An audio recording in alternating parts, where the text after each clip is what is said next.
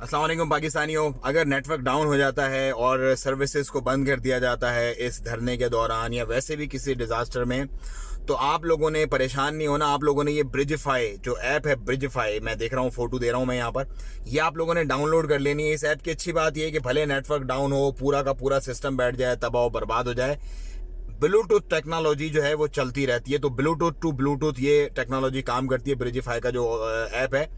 और 330 फीट के रेडियस में 330 फीट के रेडियस में आप मैसेजिंग कर सकते हैं और अपने प्यारों तक और अपने ग्रुप के जो साथी हैं और अपने जो लोग हैं उन तक आप पैगामात अपने पहुंचा सकते हैं मैसेजेस की सूरत में। सो ये ऐप बहुत बेहतरीन है। तमाम लोगों को आप बताएं कि इस ऐप को डाउनलोड करें ताकि कम्युनिकेशन गैप ना आए और परेशानी, कोई खुदा ना खास्ता कोई मुसीबत हो। तो 330 फीट एक अच्छा खासा एरिया होता है जब इस तरह की डिजास्टर वाला माहौल होता है, तो उसमें ये आपको कवर करेगी और आपको अप टू डेट रखेगी और लोगों की अपडेट्स और मैसेजेस आपको मिलते रहेंगे ब्रिजिफाई के जरिए।